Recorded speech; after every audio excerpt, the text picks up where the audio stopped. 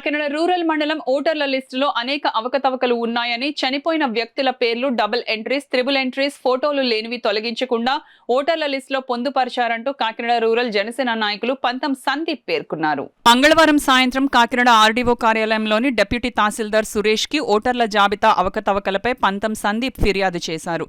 ఈ సందర్భంగా ఆయన మీడియాతో మాట్లాడారు. ఈ కార్యక్రమంలో జనసేన కాకినాడ రూరల్ మండల అధ్యక్షులు కరెడ్ల గోవిందు, కరప మండల అధ్యక్షులు బండారు మురళి, రాష్ట్ర నాయకులు తాటికాయల వీరబాబు, జిల్లా నాయకులు ఎస్ ముసలయ్య, పాలేపు ఈశ్వర్, సునీల్ తదితరులు పాల్గొన్నారు. డెత్లు ఓటర్ లిస్ట్ లోపల ఉండడం ఐడెంటిఫై చేయడం జరిగింది. ఐడెంటిఫై చేసి అది రిటర్నింగ్ ఆఫీసర్ గారి దృష్టికి తీసుకురావడం జరిగింది. అలాగే మరొకసారి మనం మొత్తం అన్ని బూతులు కూడా జనసేన శ్రేణులు ఉచితంగా పరిశీలించిన తర్వాత మరొక 1962 డెత్లు డబుల్ ఎంట్రీలు ఉండడం ఓటర్ లిస్టులో మనం ఐడెంటిఫై చేయడం జరిగింది. అవి మనం ప్రస్తుతానికి రిటర్నింగ్ ఆఫీసర్ గారు ఎలక్షన్ డ్యూటీ మీద ఉండటంలో డిప్యూటీ తహసీల్దార్ గారికి అందజేయడం జరిగింది. దానిపైన తగు యాక్షన్ తీసుకుని చెప్తానన్నారు.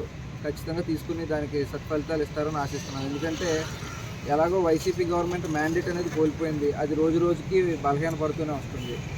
అందుకని ఈ ఓటర్ లిస్ట్ అనే దాంట్లోనే ఏదో ఒక రకమైన అవకతవకలు చేసి ఏదో రకంగా మళ్ళీ గెలవాలనే ఉద్దేశంతో ఆయన ఉన్నారు. దాన్ని జనసేన టీడీపీ ఖచ్చితంగా తిప్పికొడుతుంది. మేము ప్రతి ఓటర్ లిస్టు ప్రతి బూతు వెతుకుతాం.